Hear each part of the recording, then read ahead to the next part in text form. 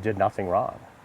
They did nothing wrong. To the untrained eye, maybe in their opinion, but to the trained eye, they did nothing wrong. I felt helpless and felt that my life was in danger. I didn't do no wrong. News 10 NBC is following the May 7th traffic stop turned physical.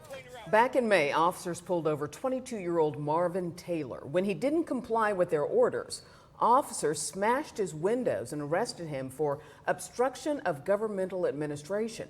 News 10 NBC obtained the body-worn camera footage of that stop yesterday. Today, News 10 NBC's Haley Higgins talked to a retired Rochester police officer to get his perspective on how the stop was handled. So, Haley, who did you talk to? Brett, Deanna, I talked to Johnny Fiorica, who spent 30 years in the Rochester Police Department. News 10 NBC also talked to Marvin Taylor himself a few days after he shared this 40-second video on social media that he took that day in May. Fiorica and I walked through the police body camera footage and looked at how and why officers make decisions. Rochester police say that Taylor pulled over about a block away from when officers first tried to stop him. Fiorica says that, plus the tint on his windows, would immediately put officers on high alert. Taylor told us he too was concerned about his safety because he says the officers initially came up to him with a gun out, and Taylor hadn't been told why he was pulled over. When officers told Taylor to roll his windows down, he rolled them up instead. So after several warnings, officers smashed those windows. Fiorica says an officer's top priority in traffic stops is ensuring their safety before addressing any kind of traffic infraction. And because Taylor wasn't complying, Fiorica says procedure is to get him out of the car and on the ground.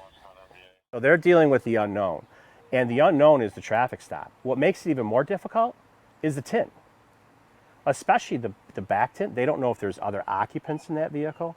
They don't know because they can't see. Are they not only occupants, but are they armed occupants? That becomes a very scary, sketchy situation for everybody.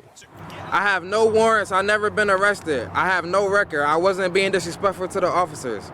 I simply just wanted to know why I were being pulled over, and the officers never communicated that with me. I feel like my rights were ignored and I was treated like an animal. After Taylor was put in handcuffs, officers searched his car. Fiorica says they had the right because Taylor had been arrested and his car was going to be towed for the expired inspection. Taylor was charged with obstruction of governmental administration and given 2 traffic tickets, all on Dale Street. He was given an appearance ticket and released. Taylor told News 10 NBC he is trying to sue and says the officers used excessive force in taking him down. Fiorica says that those officers did everything by the book. Yes, I'm just wondering, is the Rochester Police Department following up? Yes, they are. Chief David Smith said in a statement he will be reviewing the situation. We also reached out to the Police Accountability Board and asked them to comment on this case. A spokesperson said that it is investigating as well. All right, Haley, thank you.